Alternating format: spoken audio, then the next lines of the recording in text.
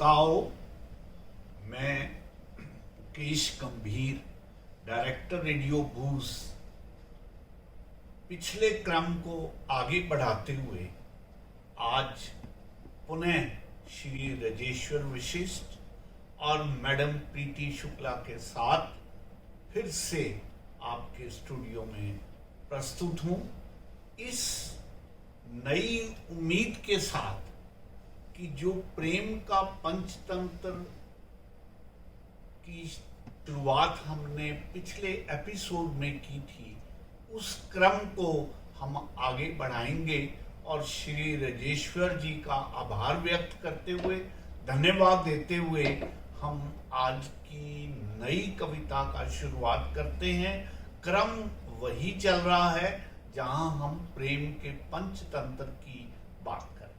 जी राजेश्वर, बहुत बहुत शुक्रिया गंभीर सर जी। मेरा सौभाग्य है कि मेरे गुरुदेव मुझे याद कर रहे हैं और ये पुस्तक, जैसा कि प्रीति जी हमने चर्चा की थी, प्रीति जी का विशेष आभार है कि हमारे अनुरोध पर ये बहुत शीघ्रता से हमारे स्टूडियो में आ जाते हैं। सर अच्छा लगता है मुझे। डेफिनेटली। तो हम चर्चा कर रहे थे। बेसिकली मैंने आपको पिछले एपिसोड में बताया था, बेसिकली ये कविताएं नहीं है, ये लव नोट्स हैं। यस। ये एक छोटी सी कालावधि में एक्सचेंज किए हुए मैसेजेस हैं जो कविता बन गए, और जब ये इकट्ठे हो गए और इस रूप में आ गए तो ये पुस्तक के रूप में आ गए।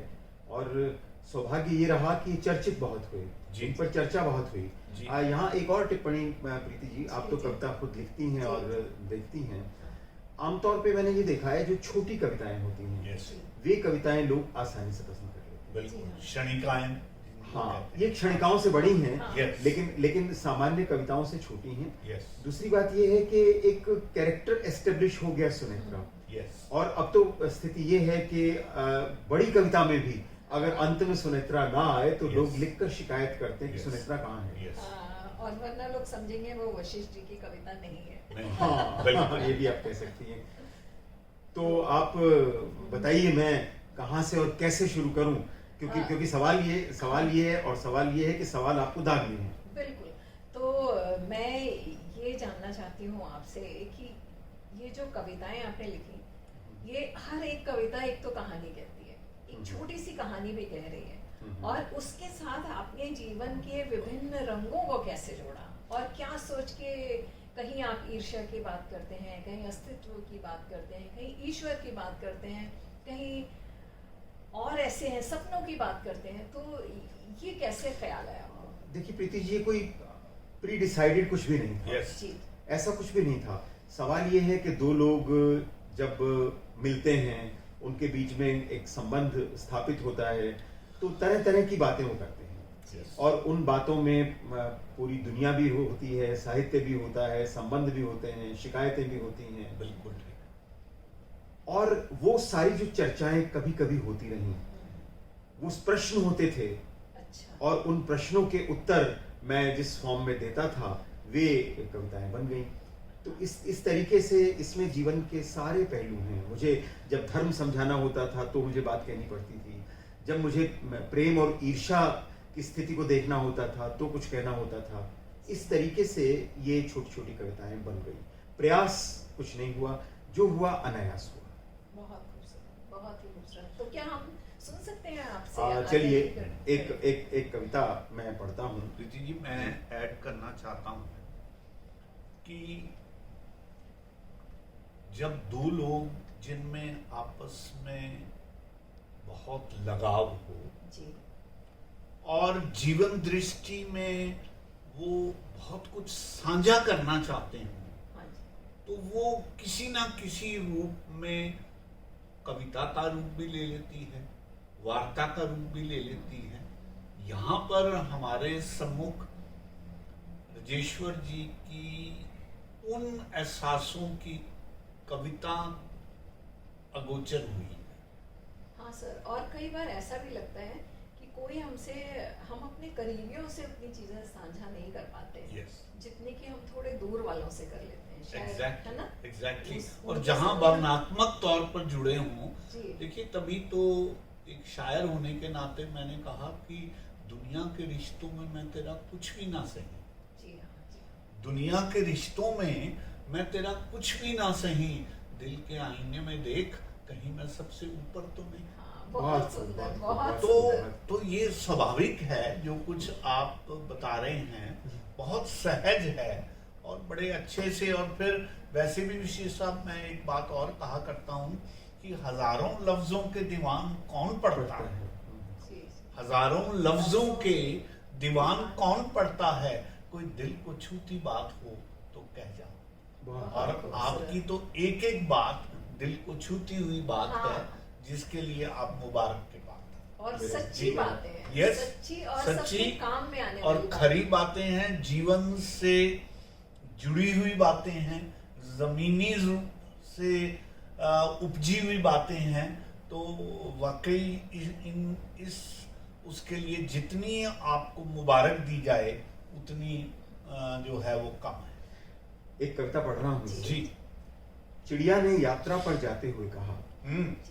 चिड़िया ने यात्रा पर जाते हुए कहा, काश मैं भी मनुष्यों की तरह अपने साथ मित्रों के लिए उपहार लेकर उठती। बहुत अच्छा। कुछ अन्न के दाने, कुछ जंगली बेरियों के खट्टे लाल फल या घास के नवजात पुष्प भी ले जाती। वाह। बहुत अच्छा। बहुत पेड़ ने कहा, प्रकृति ने तुम्हारे लिए बड़ी बड़ी जेबों की व्यवस्था जानबूझकर नहीं की है। हम्म। प्रकृति ने तुम्हारे लिए बड़ी बड़ी जेबों की व्यवस्था जानबूझकर नहीं की। वह जानती है तुम्हारे मित्र उपहारों के भूखे नहीं हैं। बहुत अच्छा। बहुत बहुत सुंदर। वे जीवित रहने के लिए खाते हैं। जी हाँ। वे जीवित रहने के लिए खाते हैं। देखना, वे बिना उपहार लिए ही तुम्हें सारा जंगल सौंपते हैं। क्या कितनी बात। बड़ी बात है। बहुत सुंदर। कितनी बड़ी बात है। हाँ। और कोई मोल तोल नहीं है, Yes, हैं? कोई yes. इसमें व्यापार नहीं है। या सुनो चिड़िया, मनुष्यों के चरित्र और मृत्यु की पदचाप को पहचानना आसान नहीं है। हम्म। सुनो चिड़िया, मनुष्यों के चरित्र और मृत्यु की पदचाप को पहचानना आसान नहीं है। सच तो यह है कि वे उपहार बदलते हुए भी रंगीन आवरण में लिपटी ईर्ष्या ही बदल रहे होते हैं। बहुत अच्छा। बहुत खूब। बहुत सुंदर। खूब। बहुत सुन सुंदर। रही हो ना सुनेत्रा? हाँ, हाँ, बहुत सुंदर। बहुत सुंदर। सुनेत्रा को एक सुंदर संदेश दिया और Yes. पूरे दुनिया को भी एक सुंदर संदेश हाँ। है कि हमारे रिश्ते उपहार के भूखे बिल्कुल भी नहीं। Yeah. जब हम उपहार देते हैं तो हम ये सोचते हैं कि हम कुछ ऐसा दें हाँ, जो उसने दिया था उससे बेहतर हो। उससे, हाँ। तो होता ये है कि एक आंतरिक ईर्ष्या उत्पन्न हो जाती है। हाँ, और या। कहीं ना कहीं अहंकार भी पैदा अहंकार भी होता होता है कि देखिए मैंने कितनी बढ़िया चीज दी। हम्म। एक और कविता पढ़ रहा हूँ। हाँ। चिड़िया सुनेत्रा के मोहपाश में बंधी थी। हम्म। चिड़िया सुनेत्रा के मोहपाश में बंधी थी। सुनेत्रा के जितने मोह थे उतने ही पाश भी थे। अच्छा। बहुत अच्छा। लौटकर चिड़िया ने पेड़ से पूछा, बताओ विधि ने मेरे किस अंग पर लिखा है मेरा भाग्य? हम्म। बताओ विधि ने मेरे किस अंग पर लिखा है मेरा भाग्य? हम्म। पेड़ चकित रह गया। हम्म। उसने कहा, कहाँ से आया तुम्हारे मन में यह प्रश्न? हम्म। कहाँ से आया तुम्हारे मन में यह प्रश्न? हम्म। आज सुनेत्रा की सखियां उसका भाग्य उसकी हथेलियों से बांच रही थी। आज सुनेत्रा की सखियां उसका भाग्य उसकी हथेलियों से बांच रही थी। कौन बांचेगा मेरा और तुम्हारा भाग्य? न पेड़ के पास हथेली है, न चिड़िया के पास हथेली है। पेड़ ने कहा, चिड़िया तुम्हारा भाग्य विधि ने लिखा है तुम्हारे पंखों पर। ये बहुत तुम्हारा भाग्य विधि ने लिखा है Very तुम्हारे symbolic. पंखों बहुत, पर। हाँ, उड़ो और पूरी दुनिया को माप दो। क्या बात। वाह, क्या मेरा भाग्य लिखा गया है मेरी पाताल छूती जड़ों पर। हम्म। मेरा भाग्य लिखा गया है मेरी पाताल छूती जड़ों पर। किसी रहस्य की तरह हम्म। पृथ्वी रोज पड़ती है उसे। बहुत अच्छा। बहुत सुनेत्रा, मनुष्य का भाग्य विधि लिखती अवश्य है पर लिखकर भूल जाती है उसकी लिपि। हम्म। सुनेत्रा, मनुष्य का भाग विधि लिखती अवश्य है पर लिखकर भूल जाती है उसकी लिपि। तुम स्वयं पढ़ो उसे अपनी अस्मिता और पराक्रम से। बहुत अच्छा। बहुत सुंदर। बहुत सुंदर। आपको अपना भाग्य, हाँ। अपनी अस्मिता और पराक्रम, अपनी पहचान हाँ। और हिम्मत सही से बनाना पढ़ना है। होगा। बिल्कुल, बहुत सुंदर। बहुत सुंदर। और जिस और- टेक्निक्स को आप अपना रहे हैं बहुत ही गूढ़ और गहरे में वो बातें कर रहे हैं, Yes. कहीं कहीं खलील जिब्रान जैसी बातें कर एग्जैक्टली रहे हैं। बिल्कुल लेकिन सर मजेदार बात यह है कि इन बातों को करने के लिए दिमाग का इस्तेमाल नहीं करना पड़ा।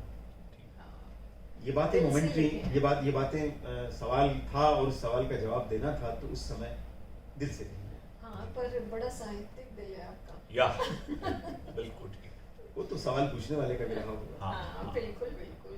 ठीक तो सवाल पूछने वाला भी उतना ही विशेष है, और हमेशा यही कहते हैं कि उत्तर से ज्यादा सवाल महत्वपूर्ण होते हैं। अगर सवाल ना होते तो ये उत्तर नहीं होते। नहीं हाँ, सवाल कितने अच्छे रहे होंगे। एक किताब सवालों पे निकालिए आप, सुमित्रा के प्रश्न।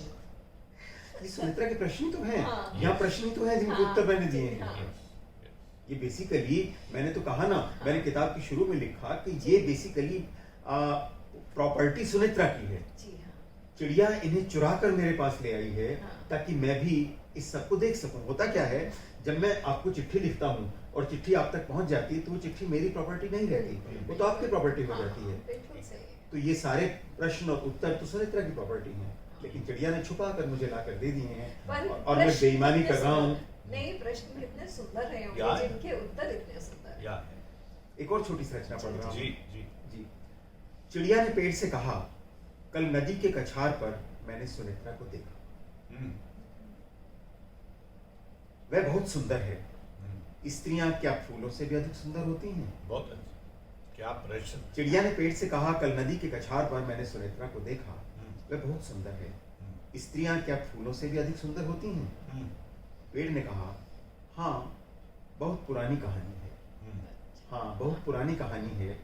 ब्रह्मा ने महर्षि नारद को सृष्टि की सर्वश्रेष्ठ और सुंदर रचनाओं की सूची बनाने का काम सौंपा था। ओके ब्रह्मा ने महर्षि नारद को सृष्टि की सर्वश्रेष्ठ और सुंदर रचनाओं की सूची बनाने का काम सौंपा था। हम्म, उन्होंने नदियों, पुष्पों, सुगंधों, तितलियों, पक्षियों आदि के नाम लिख दिए। हम्म, अचानक उन्होंने देवी लक्ष्मी को देखा। हम्म, अचानक उन्होंने देवी लक्ष्मी को देखा और प्रेमासक्त होकर स्त्रियों को उस सूची में सबसे ऊपर स्थान दिया। बहुत अच्छा, देवी लक्ष्मी अंततः श्री विष्णु की प्रेयसी बनी हम्म, और नारद जीवन भर विरह दग्ध ही रहे। ओके पर उन्होंने उदार होते हुए किसी को कोई शाप नहीं दिया। हम्म, तब से सृष्टि में स्त्रियों से सुंदर कुछ भी नहीं। बहुत बहुत इस वन में प्रेम की नदी की तरह बहू सुमित्रा, स्त्रियां ही प्रकृति का श्रेष्ठ प्रतिरूप है। बहुत अच्छा। बहुत सुंदर। और एक इसी बात पे मैं एक लाइट नोट में एक बात कहना चाहती बिल्कुल हूँ। कहिए। एक हमारे पहचान में एक लेडी थी, काफी ओल्ड लेडी थी, और बहुत बहुत सुंदर थी, खतरी थे वो लोग। तो वो ये कहती थी, मोरनी से ज्यादा सुंदर मोर होता है, शेरनी से शेर है, और जितने भी पशु पक्षी हैं देख लो, हमेशा मेल है वो ज्यादा अच्छा दिखेगा, लेकिन आदमी का दिमाग खराब हो गया है कि उससे औरतें सुंदर दिखती हैं।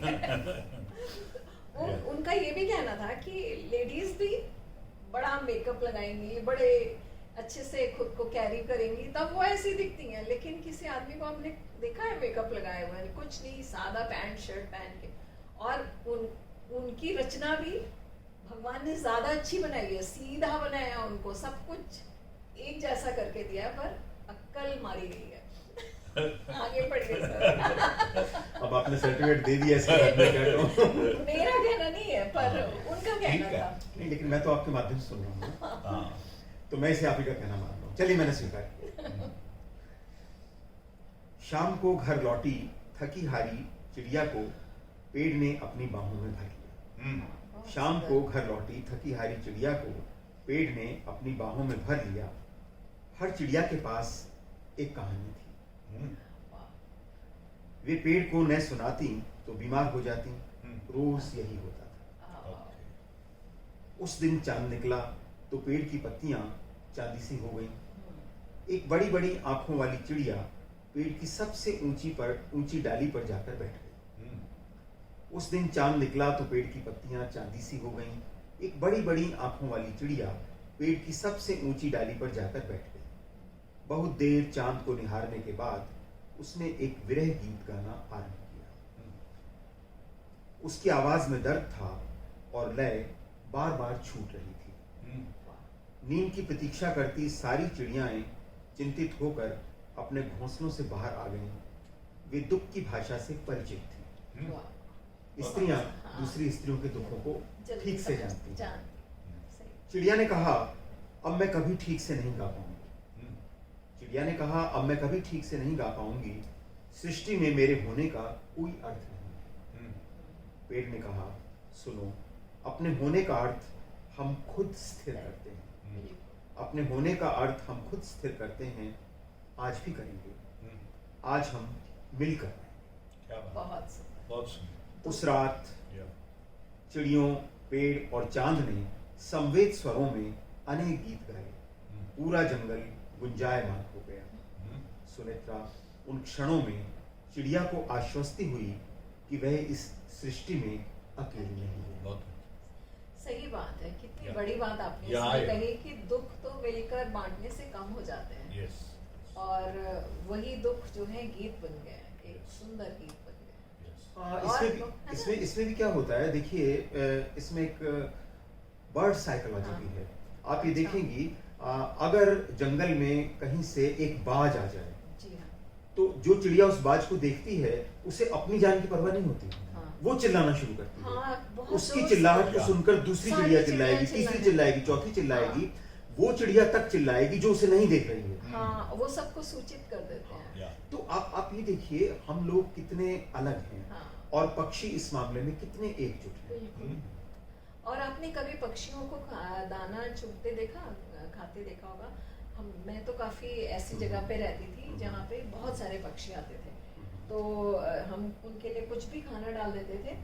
तो उसमें मोर भी आता था, कौवे भी होते थे, और ये आपके कबूतर, और ये ब्राउन वाली जो मैना होती है, गौरैया चिड़िया। गौरैया हम लोग के उधर वहाँ नहीं थी, आंवला में। तो करीब 8-10 तरह की चिड़िया होती थी, लेकिन ना तो उनमें कोई कंपटीशन था। वो अपना खाना खा के पीछे हट जाती थी, अगलों के लिए छोड़ती थी। तो ये कंपटीशन मैंने देखा है। अच्छा। अगर कौवे आ जाते हैं तो कंपटीशन हो जाता है। कौवे भी आते थे सर वहाँ पे। उसमें कौवे कौवे भी थे, पर वो शायद सारे दोस्त हो गए थे। क्योंकि वो एक टाइम पे सब आया करते थे। और मोर तो इतना ट्रेंड होता है कि मोर अगर आप खाना डालना भूल भी जाएंगे तो वो उधर झाड़ी के पास ऐसे वेट करता है कि अब आएगी, अब वो लोग आएंगे और देंगे। तो ये चिड़ियों को बहुत पास से, और ये मुझे बहुत अच्छा लगा कि वो लोग वेट कर रहे हैं। और छोटी छोटी काली और सफेद वो होती है ना, एक ग्रीन कलर की चिड़िया होती है, लाल कहते हैं उसको।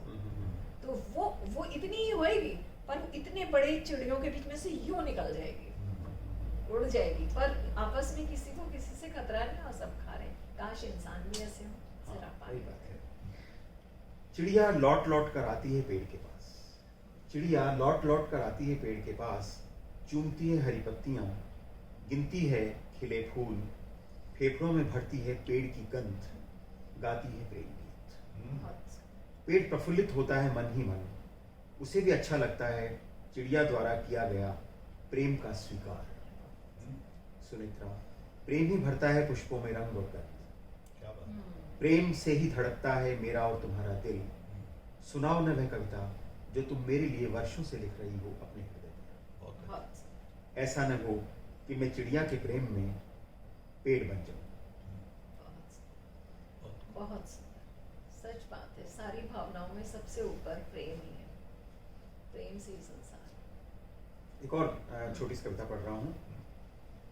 क्या देखती हूँ सपने में?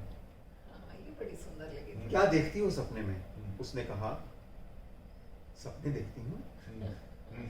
क्या देखती हूँ सपने में? उसने कहा, सपने देखती हूँ। क्या होता है उन सपनों में? बहुत सारे सपने होते हैं। मैं समझ गया, यह एक पगली चिड़िया है जो दिन भर सारा जंगल मापती है और रात भर जागती है नींद की प्रतीक्षा में। मैं समझ गया, यह एक पगली चिड़िया है जो दिन भर सारा जंगल मापती है और रात भर जागती है नींद की प्रतीक्षा में। सुनेत्रा, प्रेम ऐसी ही मजेदार सजा का नाम है जिसे भोगने के लिए अपराध करना जरूरी नहीं है। बहुत सुंदर, बहुत सुंदर। प्रेम एक ऐसी सजा का नाम है जिसे भोगने के लिए अपराध करना जरूरी नहीं है। बहुत खूबसूरत बात है। तो ये जो आपने माध्यम चुने हैं, चिड़िया, पेड़, जी इसके माध्यम से आपने वाकई बहुत ही गहरी और बहुत प्यारी बात है। महीन बातें लोगों को अच्छे से समझा दी हैं, शायद जो बड़ी से बड़ी कविता नहीं कह। और इससे सबसे सुंदर बात तो ये हुई है कि अगर ये प्रेम कविताएं लिखी जाती मैं या तुम करके, तो इसमें ये ब्यूटी या, कभी आती नहीं, है बिल्कुल। जो कि चिड़िया और प्रेम से आई है। हाँ, क्योंकि वो बात अलग ही हो गई Yes. और लोगों को समझ आ गया, ये सूक्तियां बन गई आपकी। या बिल्कुल ठीक कह रही है मैम। और देखिए प्रीति जी, बात का जो तत्व है, हाँ, बात का जो सार है, हाँ, वो व्यक्त कर दिया गया है हम्म, और पात्र वही के वही हैं, लेकिन उसमें नीरसता नहीं आती, बिल्कुल नहीं, उसमें हर कविता में एक नयापन पैदा होता बिल्कुल। और सुनाने का ढंग भी बहुत अच्छा है। है। जी। आसमान में भटके प्रकाश पुंज कल रात अपने वलय का मार्ग नहीं खोज रहे थे। आसमान में भटके प्रकाश पुंज कल रात अपने वलय का मार्ग नहीं खोज रहे थे। उन्हें निशा की स्निग्धता से प्रेम हो गया था। बहुत बहुत अच्छा। मेरे इर्द गिर्द तुम्हारे शब्द थे, मेरे इर्द गिर्द तुम्हारे शब्द थे, तुम्हारी आवाज थी। वह दर्द था जो तुम्हारे गले में बसा है, वह दर्द था जो तुम्हारे गले में बसा है। इस रात में तुम्हारा प्रेम रजनीगंधा के फूलों की तरह महक रहा था। सुनेत्रा, फिर मेरे और तुम्हारे बीच भोर का सूर्य क्यों चला आया? बहुत सही अच्छा। बात, बहुत फिर मेरे और तुम्हारे बीच भोर का सूर्य क्यों चला आया? $100 क्वेश्चन। सही बात है, खत्म नहीं होनी चाहिए। या। ऐसी रात क्यों खत्म हो गई? हाँ, या। प्रेम में सब होता ये है कि आप जब दुख को भोग रहे होते हैं उसमें भी आनंद लेते हैं, और जब दुख समाप्त हो जाता है तो आपको लगता है समाप्त क्यों हो गया? या। अभी तो आनंद आना आरंभ हुआ था। T.S. Eliot एक जगह लिखते हैं that the pain of loving you is more than what I can bear। तो ये हर एक बड़े बड़े कवियों ने यही महसूस किया। बिल्कुल sir. Pain of loving is more. देखिए इस कविता में थोड़ी सी ईर्ष्या का भाव देखिए। जी। हाँ। चिड़िया ने एक दिन पेड़ से कहा, हम्म, जब मैं किसी दूसरे जंगल में रहती थी हम्म, मैं बहुत प्यार करती थी एक पेड़ से। हम्म, चिड़िया ने एक दिन पेड़ से कहा, जब मैं किसी दूसरे जंगल में रहती थी मैं एक पेड़ से बहुत प्यार करती थी। हम्म, पेड़ ने कुछ नहीं कहा। हम्म, उसको अच्छा नहीं लगा। अच्छा, हम्म, पेड़ ने कुछ नहीं कहा। चिड़िया ने कहा, जानते हो वह पेड़ भी मुझे बहुत प्यार करता था। मैं अगर रात को अपने घोंसले में न लौटती तो वह उदास हो जाता था। पेड़ ने इस बार भी कुछ नहीं कहा। चिड़िया ने कहा, तुम कुछ बोलते क्यों नहीं? तुम्हें क्यों नहीं होती है मेरे पूर्व प्रेमी से ईर्ष्या? कुछ बोलते क्यों नहीं? तुम्हें क्यों नहीं होती है मेरे पूर्व प्रेमी से ईर्ष्या? पेड़ ने कहा, मैं तुमसे प्रेम करता हूं, मैं तुमसे प्रेम करता हूं, इसलिए नहीं जानना चाहता तुमने कब किससे प्रेम किया। मैं तुमसे प्रेम करता हूं, इसलिए मैं नहीं जानना चाहता तुमने कब किससे प्रेम किया। चिड़िया ने एक गीत गाया और पेड़ की सबसे मजबूत डाल पर बने अपने घोंसले में जाकर चैन से सो गई। कितना अच्छा है। yes। चिड़िया ने एक गीत गाया और पेड़ की सबसे मजबूत डाल पर बने अपने घोंसले में जाकर चैन से सो गई। पेड़ कैसे सोता? पेड़ तो प्रेम में था। हाँ, बहुत बहुत अच्छा। सुंदर, बहुत सुंदर। बहुत सुंदर बात कही। Yes। बहुत पेड़ कैसे सुंदर। सोता? बहुत जब आप प्रेम में होते हैं तो आप उस प्रेम को बचाने में लग जाते हैं। yes। आपको एक खतरा होता है कि कहीं ऐसा ना हो किसी दिन मेरा प्रेम समाप्त हो जाए। The feeling of possessiveness होती है। is intrinsic। मतलब उससे आप मुक्त होके नहीं चल पाते। और मैं एक बात बताऊं, ये पॉजिटिवनेस की फीलिंग पुरुष में स्त्री से अधिक होती है। हालांकि जाहिर स्त्री ज्यादा करती है। स्त्रियां तो बोल बोल के सभी कुछ बता देती हैं। हाँ। इंसान जो मेल हैं वो शांत रह जाते हैं, मुझे लगता है। शांत रहने के बावजूद भी मैं बहुत अधिक नहीं जानता, अपनी हाँ, बात अगर हाँ। करूं, उसके बावजूद पुरुष में एक इनसिक्योरिटी कहीं ज्यादा होती है स्त्री की तुलना में। स्त्रियां उतनी इनसिक्योर नहीं होती क्योंकि पुरुष तो हर कदम पे मारे मारे फिरते हैं। नहीं नहीं, खाली यही बात नहीं है, स्त्रियों को हमेशा से सिक्योरिटी मिली है। हाँ, हम इसलिए- उन्हें मैक्सिमम सिक्योरिटी हाँ, देना है चाहते ना, हैं। इसलिए और ये बात है असली। बेसिकली बात क्या है, यहाँ पेड़ खुद रात भर जागेगा ये तो देखने के उसको लिए कि सोने चिड़िया देता। चैन से सोए। हाँ, ये तो इसलिए ही होता है, उनकी लाइफ टफ है, हाँ, पुरुषों की लाइफ टफ है। और आप प्रेम को इतना अच्छा इसलिए लिख पा रहे हैं क्योंकि आप में स्त्री गुण करुणा है, वरना हर कोई इतना अच्छा नहीं लिख सकता। या। कवि में स्त्री गुण होता है और इसीलिए आप अपनी बात कह भी पा रहे हैं। स्त्रियां भी कह लेती हैं, हाँ। हर पुरुष नहीं कह पाता। अब मैं यहाँ एक रेफरेंस देना चाहूँगा। ओशो ने लाओ त्से के 6 वॉल्यूम्स कहे हैं। जी जी। एक वॉल्यूम में वो स्त्रीण चित्त के ऊपर हाँ। बात करते जी जी हाँ। हैं। स्त्रीण चित्त is not about women, about womanhood, कि भाई टेम्परामेंटली, जैसे मैम बात करते करते कह रहे हैं कि स्त्रियां ऐसी होती हैं वैसी होती हैं। ओशो ने लगभग 80 पेजेस में स्त्रीण चित्त को बयान किया। क्या बात है विशेष साहब, आपको लगता है कि स्त्री की परिभाषा में अगर इस चीज का सम्मिश्रण ना हो जी। तो वो स्त्री नहीं है। ठीक है। मतलब इतनी सुंदर व्याख्या उसमें पढ़ने को मिलती पुरुषों में भी चीज डेवलप होती है अगर वो स्त्रियों को बहुत तरीके से ऑब्जर्व करें, उनके Yes. मन में उन्हें पूरा सम्मान देने की इच्छा हो, हाँ। रिकॉग्निशन देने की इच्छा हो, हाँ। उनमें भी अगर समर्पण का भाव हो। है। हाँ, लेकिन ये इस बात पर निर्भर करता है पुरुष का अपना आसपास की स्त्रियों के बीच अनुभव कैसा है। यस, और डेफिनेटली। और मैं बार बार एक बात कहता हूँ कि मैं स्त्रियों के प्रति जो भी सोच रखता हूँ उसमें बहुत बड़ा रोल मेरी माँ का है। जी हाँ, बिल्कुल। आपने बहुत करीब से Yes. उनकी तकलीफें हाँ। और वो देखा, वो और वो एक स्टैंडर्ड बन गया। आप चाहे किसी स्त्री से प्रेम करें या किसी स्त्री को आप बहन मान लें या किसी स्त्री को आप बेटी की तरह से केयर करें, वो जो एक तरीका है जो आपने सीखा बचपन में, वो तरीका डोमिनेट करता है। बिल्कुल। एक छोटी सी कविता मैं पढ़ रहा हूँ सर। चिड़िया ने कहा, तुम्हारी विशालता के समक्ष मैं तो कुछ भी नहीं हूँ।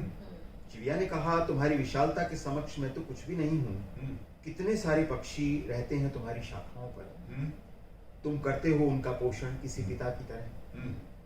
बताओ तुम क्यों नहीं करने लगे, बताओ तुम क्यों करने लगे मुझसे प्रेम। बहुत अच्छा। चिड़िया ने कहा, तुम्हारी विशालता के समक्ष मैं तो कुछ भी नहीं हूँ। कितने सारे पक्षी रहते हैं तुम्हारी शाखाओं पर, तुम करते हो उनका पोषण किसी पिता की तरह। बताओ तुम क्यों करने लगे मुझसे प्रेम। पेड़ ने आसमान की ओर देखते हुए कहा, मुझे पसंद है तुम्हारा भोला चुलबुलापन, संवेदनशीलता और जुड़ाव। मुझे द्रवित करते हैं तुम्हारे दुख और तुम्हारी असुरक्षा। मुझे द्रवित करते हैं तुम्हारे दुख और तुम्हारी असुरक्षा। पीड़ा और यंत्रणा की चक्की में पिसकर ही हम जान पाते हैं प्रेम का असली स्वरूप और स्वाद। सुनेत्रा, प्रेम सुख की धरती पर उगने वाली हरी घास नहीं। क्या क्या बात है, फिर से प्रेम, बहुत सुंदर है ये सुनेत्रा, प्रेम सुख की धरती पर उगने वाली हरी घास नहीं। सच सच बात भी यही है। सुंदर, बहुत। आशीष जी, एक इन कविताओं से उपजी एक बात बिल्कुल मैं पूछना चाहता हूँ। जी। क्यों ऐसा है कि पुरुष के साथ पॉलीगैमी का शब्द जुड़ गया? और क्यों ऐसा है कि हर स्त्री ये चाहती है कि तुम केवल मुझसे और मुझसे ही जुड़ाव रखो, प्रेम करो, किसी और क्यों नहीं स्त्री का प्रेम इस वृक्ष की तरह कि जहां पर बहुत से पक्षी समा सकते हैं, लेकिन एक चिड़िया जो है वो इस बात की तकलीफ महसूस करती है कि मैं तो यहाँ पे आऊं लेकिन बाकी की चिड़ियों को कोई आश्रय ना मिले। बड़ा वाजिब सवाल है सर, और मैं अपने जीवन के अनुभव से इसका उत्तर आपको देना चाहूँगा। जी जी। एक बड़ी प्रसिद्ध पुस्तक है man from Mars women from something something. हाँ, शुक्र ग्रह से, हाँ फ्रॉम वीनस। हाँ। Man from Mars women from Venus, इस तरह की किताब है। उसमें स्त्री और पुरुष के मनोविज्ञान को बहुत सही तरीके से समझाया गया है। ठीक। तो पहला फर्क तो जहाँ से शुरुआत होती है वो है बॉडी बिल्ड। पुरुष में बहुत अधिक शक्ति है। ये शक्ति आरंभिक दौर में स्त्री में भी थी, लेकिन चूंकि स्त्री के साथ कुछ एडिशनल चीजें जुड़ गईं, जैसे संतान की उत्पत्ति, उसने उसके शरीर का बहुत बड़ा, शरीर और मस्तिष्क का बहुत बड़ा हिस्सा उस काम के लिए सुरक्षित कर दिया। पुरुष के साथ वैसी स्थितियां नहीं थी, तो पुरुष शुरू से ही रक्षक के रूप में आया। मजेदार शब्द ये है, एक शब्द है राक्षस। राक्षस को आप बहुत खराब शब्द समझते हैं, लेकिन राक्षस का अर्थ है रक्षा करने वाला। तो सच ये है कि पुरुष तो राक्षस है, उसे तो रक्षा करनी है, और रक्षा करते करते पुरुष में ये भाव है कि मुझे इसकी भी रक्षा करनी है, मुझे इसकी भी रक्षा करनी है, मुझे इसकी भी रक्षा करनी है। वहां पे फेसेस बदलते हैं, नीड्स बदलती हैं, और एक स्त्री माँ बनती है, एक स्त्री पत्नी बनती है, एक स्त्री प्रेमिका बनती है, एक स्त्री बेटी बनती है। तो उसकी का जो सोचने का तरीका है वो शुरू से ही पॉलीगैमी की तरफ है। वो एक बड़ी और चौंकाने वाली बात है। अगर आप सेक्स रिलेटेड फैक्टर्स को देखें तो वीमेन की डिजायर और सेक्स एंजॉय करने की शक्ति पुरुष से मेनी टाइम्स ज्यादा होती है। पुरुष की शक्ति वो बहुत सीमित होती है। ये बात जो है ये उसमें एक असुरक्षा पैदा करती है, लेकिन धीरे धीरे हमने समाज में स्त्रियों को इस तरह से ट्यून कर दिया है कि वे अपनी भरपूर क्षमता का कभी उपयोग ही ना कर सके, और इस बात को कह ना सके। समाज ने इस तरह से बांध दिया है। तो ये जो बंधन आपने बांध दिया, जब स्त्री ने अपनी वो लिबर्टी खो दी, तो उसने ये बदले में चाहा कि चलो मैं दूसरे पुरुष की तरफ नहीं देखती हूँ, लेकिन कम से कम जो पुरुष मुझसे जुड़े वो तो मेरा हो, वो समग्रता में, संपूर्णता में मेरा हो। लेकिन पुरुष ऐसा उतनी ईमानदारी से उसका कभी हो नहीं पाया। आज प्रेम है। एक कविता मैंने शायद आपके सामने एक बार पढ़ी थी कि पुरुष मछलियां पकड़ता रहता है और स्त्री एक मछली की तरह जल के साथ प्रेम करती रहती है। हाँ, और यहाँ पे मेरे को एक बात मुझे कैसी लगती है, मुझे लगता है कि स्त्रियों ने बहुत कुछ लिखा नहीं प्रेम के ऊपर, और उतना खुल के भी नहीं बहुत लिखा है, बहुत लिखा है स्त्रियों ने प्रेम पर, बहुत खुलकर लिखा है। हिंदी में नहीं लिखा है। हाँ। लेकिन आप वर्जीनिया वुल्फ से लेकर देखें तो और भी इतनी सारी स्त्रियां हैं जिन्होंने खुलकर प्रेम के बारे में लिखा है। हाँ, तो मैंने हमारे यहाँ तो नहीं लिखा है। हमारे यहाँ वही जो चीज मैंने बताई, स्त्रियों को हमने वंचित कर दिया है कि वे अपने मन की बात कहती नहीं है। यही बस मैं कहना चाहती हूँ कि हमारे यहाँ स्त्रियों ने नहीं लिखा खुलकर, और जिन स्त्रियों ने लिखा उन्होंने एक प्रेमी के बारे में नहीं लिखा है। उनके पास भी प्रेमी है, वो पति से भी प्रेम करती हैं, वो किसी प्रेमी से भी प्रेम करती हैं, और किसी बेटे से भी करती हैं। तो वहां पर अगर वो लिखती हैं खुल के, और कहीं ना कहीं वो फिर भी रुक जाती हैं। अगर 4 स्त्रियां हमारे यहाँ लिख रही हैं खुल के, तो 50 और लिखना चाहती हैं, बात करें, पर वो लिखती। मैं एक छोटा सा उदाहरण आपको दूं। एक लड़की है, बहुत अच्छी कविताएं लिखती है, मैं उसे अपनी छोटी बहन मानता हूँ। एक बार उसने मुझसे कहा कि भाई एक कविता मैंने लिखी है, आप इसे पढ़ो जरा। मैंने उसे पढ़ा, मैंने कहा ये कविता तुमने लिखी है, ये सत्य है, लेकिन अभी तुम उस उम्र और पारिवारिक स्थिति के उस दौर में नहीं हो कि इस कविता को सार्वजनिक करो। तुम इस कविता को उठाकर रखो और ऐसी डायरी में रखो जिस डायरी तक भी कोई ना पहुंच सके। ऐसा लिखने का समय आएगा आज से 10-15 साल के बाद, जब तुम्हारी जिम्मेवारियां पूरी हो जाएंगी, तब तुम उन खतरों को शायद झेल पाओगे। यही बात है, यही मैं बस कहना चाहती नहीं, हूँ। तो औरतें उदाहरण के लिखती तौर हैं, पर औरतें लिखती हाँ, हैं, औरतों को दिखाती हैं। यस, मैं एक दिन बात कर रही थी अपने दोस्तों में, तो हम लोग किसी कवि की बात करने लगे कि वो प्रेम कविताएं लिखते हैं। तो मैंने कहा कि क्यों नहीं हम लोग भी लिखते हैं ऐसी, क्योंकि यही सबसे ज्यादा सुनी जाती हैं। तो उस स्त्री ने मुझसे एक ही बात कही कि उसके लिए हमें पुरुष होना पड़ेगा। क्योंकि तो मेरा मतलब हम यहाँ खुलेआम नहीं यहाँ कह सकते। अमृता प्रीतम बनना हाँ। पड़ेगा। हमें उतना सशक्त होना पड़ेगा हाँ। कि हम उस बात को कहने का मादा रख क्योंकि सकें। अभी हम घर से निकल के आ रहे हैं, हाँ। है ना, लोग हमें खुशी खुशी जाने दे रहे हैं। Yes. जिस दिन हम ऐसी कविताएं पढ़ने लगेंगे तो उस दिन घर वाले ही कहेंगे कि इनका दिमाग। यही बात मैंने उस लड़की हाँ। से कहा कि आज तुम्हारी जो आयु है और पारिवारिक स्थिति है, इन कविताओं को सार्वजनिक करने की नहीं। हाँ, सही बट कहा आपने। एक्सेप्शनली जैसे मैंने अमृता प्रीतम का नाम हाँ। लिया, यहाँ कमला दास रही हैं, जी। और भी ऐसी एक्सेप्शनली। हाँ, तो उन्होंने लिखा, हाँ। लेकिन उन्होंने बहुत सारी नहीं, तो चीजें।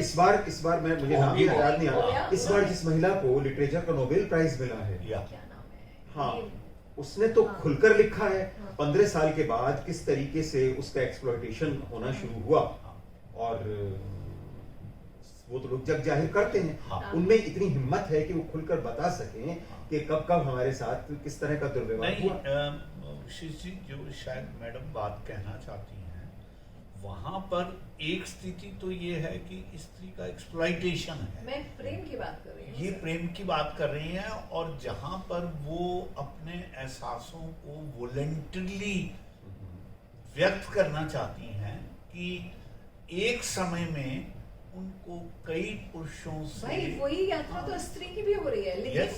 पुरुष ने सोच ही लिया, खुद Yeah. से मान लिया कि वो एक से ही प्यार करती है। Yes. ऐसा नहीं है। और ये बात क्योंकि उन्होंने पूछी भी नहीं। पूछो तो तुम, वही जर्नी तो बाकी लोग भी गुजार रहे हैं। Yes. उनके भी बचपन में कोई किशोरावस्था में कोई आता है, वो यंग होते हैं, वहां पे भी उनको कोई और मिलता है। फिर चलो भाई शादी हुई तो हस्बैंड मिल गया, और मान लिया उन्होंने कि अब तो हमारे ये प्यारे बच्चे हैं, इनको भी हमें एक इनके आगे एक आदर्श रखना है। Yes. तो ये होता है। वैसे सच तो ये है कि चाहे स्त्री हो या पुरुष हो, इन भावनाओं को इस समाज में रहते हुए सबको थोड़ा बहुत छुपा कर रखेंगे। हाँ, वो हाँ, वो बात है, आप वो ठीक है। सार्वजनिक स्वीकार्य उतनी नहीं आसानी कर से नहीं सकते, कर सकते। नहीं कर सकते। लेकिन विशेष जी जिस बात पर हम बात कर रहे थे कि भाई चिड़िया पेड़ से पूछ रही है, जी।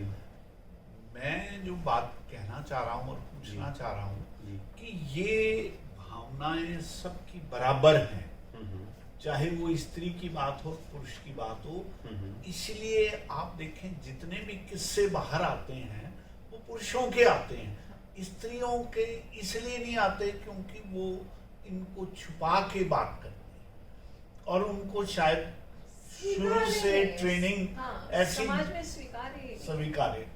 बिल्कुल ठीक है सर। अदरवाइज ऐसा नहीं है कि जहां भी मौका मिले कोई भी चूकना नहीं। क्यों चुकेंगे?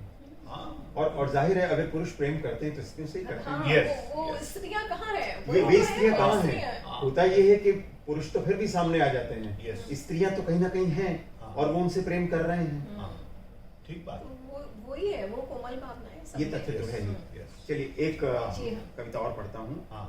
चिड़िया आई और पेड़ की जड़ों के पास बैठ गई। चिड़िया आई और पेड़ की जड़ों के पास बैठ गई। पेड़ ने अपनी शाखाएं झुकाकर उसे हरे पत्तों में छुपा लिया। बहुत अच्छा, बहुत अच्छा। पेड़ ने अपनी शाखाएं झुकाकर उसे हरे पत्तों में छुपा लिया। चिड़िया की आंखों में आंसू थे, और पेड़ प्रेम के अतिरेक से पागल था।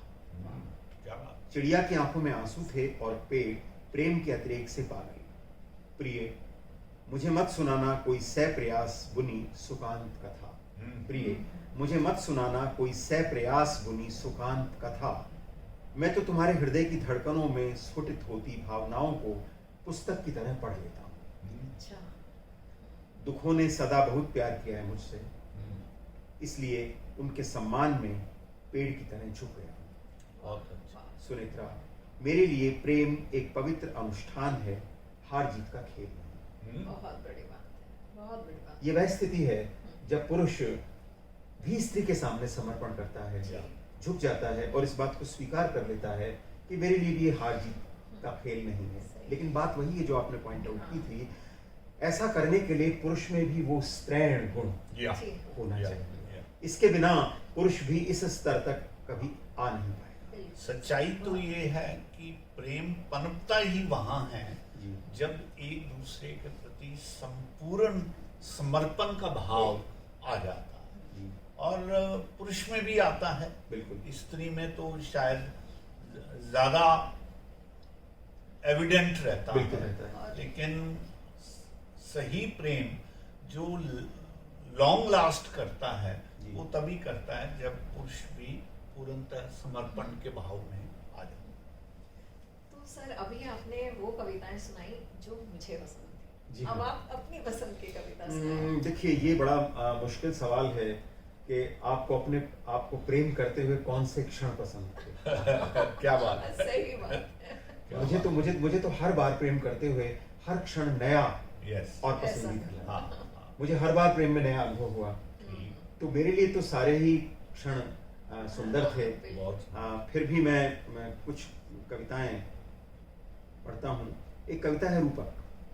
चिड़िया ने पेड़ से कहा, कितना अच्छा होता अगर तुम भी मेरी तरह उड़ पाते। कितना अच्छा होता अगर तुम भी मेरी तरह उड़ पाते। मैं तुम्हें नदी के किनारे ले चलती, तुम्हारी जड़ों को सूखी जमीन से जूझना न पड़ता। वहां वे रात दिन आसानी से मीठा पानी पीते। पेड़ ने शांत भाव से पूछा, क्या नदी के किनारे पेड़ नहीं है? पेड़ ने शांत भाव से पूछा, क्या नदी के किनारे पेड़ नहीं हैं? उनकी जड़ें तो सदा पानी में रहती होंगी। उनकी शाखाएं भी जब चाहे नदी के जल का आचमन कर लेती होंगी। क्या कभी उन्होंने तुमसे कहा कि वे दुनिया के सबसे सुखी पेड़ हैं? चिड़िया लजाकर अपने घोंसले में दुबक गई। बहुत सुंदर। सुनेत्रा, मेरा और तुम्हारा जीवन पेड़ों की तरह ही है। रेगिस्तान या नदी हमारी नियति है। बहुत अच्छा। बस हमारी इच्छाएं ही कभी कभी चिड़िया की तरह कल्पना का रूपक बुन देती है। बहुत सुंदर ढंग से कही। बहुत सुंदर।